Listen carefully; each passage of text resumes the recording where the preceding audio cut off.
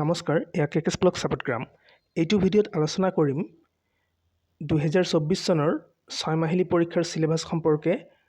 অষ্টম শ্ৰেণীৰ চিলেবাছ ইয়াতে আলোচনা কৰিম আৰু পৰৱৰ্তী বেলেগ শ্ৰেণীৰো আলোচনা কৰা হ'ব। কোন শ্ৰেণীৰ লাগে আপোনালোকে কমেণ্ট কৰি জনাব। তো আৰম্ভ কৰিছোঁ অষ্টম শ্ৰেণীৰ চিলেবাছ। অসমীয়া কি থাকিব সেয়া মই আপোনালোকক কৈ আছোঁ। গদ্য থাকিব বৰলোকৰ চৰিত্ৰ অধ্যয়ন, বিহুৰ চলা, মাতৃপূজাত মমাই বলি, জনসাহিত্য, ডাং বৰলাৰ কেঁচুৱা দৰ্শন আৰু পদ্যৰ ভিতৰত থাকিব বৰগীত, আমাৰ ভাৰতী আই, পৰম বন্ধু, জাতীয় গৌৰৱ, লক্ষ্মীনাথ বেজবৰুৱা।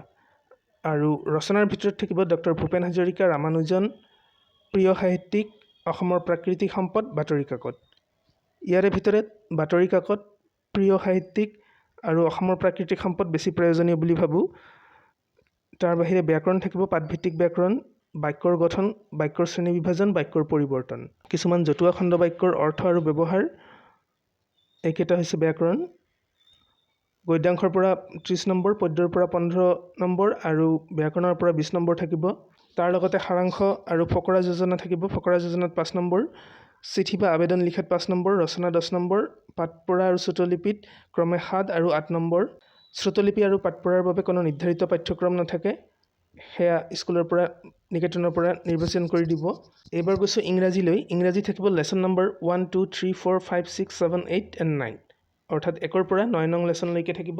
লগতে গ্ৰামাৰ থাকিব, determiners, tense, preposition, narration, voice, question pattern, ask question, tag question, interrogative. তাৰ বাহিৰে থাকিব combine sentence with correlatives, sentence pattern, word order, jumble word. লগতে এপ্লিকেশ্যন ৰাইটিং আৰু লেটাৰ ৰাইটিং থাকিব। এপ্লিকেশ্যন ৰাইটিং নাইবা লেটাৰ ৰাইটিং দুটাৰ এটা লিখিলে হ'ল। লগতে থাকিব প্ৰেগ্ৰাফ ৰাইটিং। প্ৰেগ্ৰাফৰ ভিতৰত থাকিব aim in life, news paper, summer vacation আৰু life of a great men. প্ৰচত থাকিব 30 নম্বৰ, পয়ত্ৰীৰ 15 নম্বৰ, গ্ৰামাৰত 20 নম্বৰ আৰু কম্প্ৰিহেনশ্যনত 20 নম্বৰ। কম্প্ৰিহেনশ্যন অৰ্থাৎ প্ৰেগ্ৰাফ, লেটাৰ নাইবা এপ্লিকেশ্যন, কম্প্ৰিহেনশ্যন, ট্ৰেন্সলেশ্যন আৰু ডিক্টেশ্যনত আৰু ৰিডিঙত ক্ৰমে 8 আৰু 7 নম্বৰকৈ থাকিব। গণিতৰ ক্ষেত্ৰত থাকিব অধ্যায় 1, 2, 3, 5, 6, 7, 9 আৰু 12 নং অধ্যায়। আকৌ এবাৰ কৈছোঁ 1, 2, 3, 5, 6, 7, 9 আৰু 12। প্ৰথম অধ্যায়ৰ পৰা 12 নম্বৰৰ প্ৰশ্ন থাকিব, দ্বিতীয় অধ্যায়ৰ পৰা 14 নম্বৰৰ, তৃতীয় অধ্যায়ৰ পৰা 12 নম্বৰৰ, পঞ্চম অধ্যায়ৰ পৰা 13 নম্বৰৰ, ষষ্ঠ অধ্যায়ৰ পৰা 12 নম্বৰৰ, সপ্তম অধ্যায়ৰ পৰা 12 নম্বৰৰ, নৱম অধ্যায়ৰ পৰা 15 নম্বৰৰ আৰু দ্বাদশ অধ্যায়ৰ পৰা 12 নম্বৰৰ, মুঠ 100 নম্বৰৰ প্ৰশ্ন। এইবাৰ গৈছোঁ সাধাৰণ বিজ্ঞানলৈ। সাধাৰণ বিজ্ঞান থাকিব অধ্যায় নং 1, 2, 3, 4, 6, 11, 14 আৰু 18। আৰু নম্বৰ বিভাজন হ'ব এনেকুৱা: অধ্যায় নং 1 শস্য উৎপাদন আৰু ব্যৱস্থাপনাৰ পৰা 12 নম্বৰ, অধ্যায় নং 2 অণুজীৱ মিত্ৰ আৰু শত্ৰুৰ পৰা 14 নম্বৰ, অধ্যায় 3 কৃত্ৰিম আঁহ আৰু প্লাষ্টিকৰ পৰা 12 নম্বৰ, অধ্যায় 4 ধাতু আৰু অধাতুৰ পৰা 14 নম্বৰ, অধ্যায় 6 দহন আৰু সীসাৰ পৰা 12 নম্বৰ, অধ্যায় 12 বল আৰু গতিৰ 12 নম্বৰ, অধ্যায় 14 বিদ্যুৎ প্ৰবাহৰ ৰাসায়নিক ক্ৰিয়া 12 নম্বৰ আৰু অধ্যায় 18 তৰা আৰু সৌৰজগত 12 নম্বৰ, মুঠ 100 নম্বৰ। বিজ্ঞানৰ পিছত এইবাৰ আহিছোঁ সমাজ বিষয়লৈকে। সমাজৰ ভিতৰত থাকিব বহুকেইটা পাঠ থাকিব, 1, 2, 3, 4, 9, 10, 11, 12, 17, 18, 21 আৰু 22 নং পাঠ। 1 নং আৰু 10 নং এই দুটা পাঠৰ পৰা 10 নম্বৰকৈ প্ৰশ্ন থাকিব।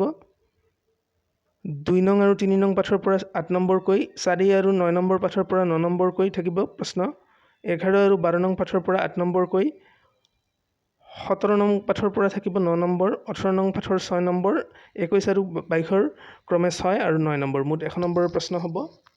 এইবাৰ গৈছোঁ সংস্কৃত বিষয়লৈকে। সংস্কৃতৰ ভিতৰত থাকিব মংগলাচৰণম, প্ৰথম, দ্বিতীয়, তৃতীয়, চতুৰ্থ, পঞ্চম, ষষ্ঠ, সপ্তম, অষ্টম আৰু নৱম পাঠ, অৰ্থাৎ প্ৰথমৰ পৰা নৱম পাঠলৈকে থাকিব। লগতে শব্দৰূপ থাকিব শুভ বিভক্তি, ৰাম, বালিকা, কিম, স্ত্ৰীলিংগ, ফল, ধাতুৰূপ, পা, গৌ, ক্ৰী সকলো বিভক্তিতে। হিন্দীত গদ্য আৰু পদ্যৰ পৰা থাকিব 45 নম্বৰ, ৰচনা লিখাত 10 নম্বৰ, অনুবাদ 6 নম্বৰ, ব্যাকৰণ 19 নম্বৰ, পাঠ পঠনত 7 নম্বৰ আৰু শ্ৰুতলিপিত 8 নম্বৰ, আবেদন আৰু পত্ৰ লিখনত 5 নম্বৰ। ব্যাকৰণৰ ভিতৰত থাকিব বচন, লিংগ, উপসৰ্গ, প্ৰত্যয়, অনেক শব্দকে লিয়ে এক শব্দ, বিলম শব্দ, পৰ্যায়বাচী শব্দ, বাক্য ৰচনা, বাক্য শুদ্ধিকৰণ, পদ, কাৰক, সন্ধি। আৰু পাঠৰ ভিতৰত কি থাকিব সেয়া মই কৈ আছোঁ। ভাৰত হামকো জানছে প্যাৰা হে, Kashmiri shape, madam Marie Curie, জলাশয় কে কিনাৰে কুহুৰী থी, उससे न कहना, ভাৰতীয় সংগীত কি এক ঝলক, पहली बूंद। এই নিবন্ধৰ ভিতৰত থাকিব পুস্তকালয়, असम का জাতীয় উৎসৱ অৰ্থাৎ বিহু, खेलकूद का महत्व, प्रिय साहित्यकार, असम के प्राकृतिक सम्पद, प्रदूषण, डॉक्टर भूपेन हाजरिका। আৰু নীতি শিক্ষাৰ ভিতৰত থাকিব পাঠকেইটা মই কৈ দিছোঁ: বিদ্যা পুথি অধ্যয়ন, বড়লোকৰ চৰিত্ৰ অধ্যয়ন, বস্তু বিজ্ঞান অধ্যয়ন, দেশ ভ্ৰমণ। একাত্মতা ষ্ট্ৰম থাকিব 26ৰ পৰা 30 নং শ্লোকলৈকে, লগতে শান্তি মন্ত্ৰ। আৰু বেলেগ পাঠৰ ভিতৰত থাকিব চৰিত্ৰ, দয়া, ক্ৰোধ, লোভ, সূৰ্য নমস্কাৰ মন্ত্ৰ, স্মৰণমৰ প্ৰথম শ্লোক। অহংকাৰ পাঠটো থাকিব সুভাষিতানী 1ৰ পৰা 5 লৈ বন্দনা কিতাপত থকা। তো ভিডিঅ'টো এইখিনিয়ে, পৰৱৰ্তী ভিডিঅ'ত আকৌ লগ পাম। ধন্যবাদ।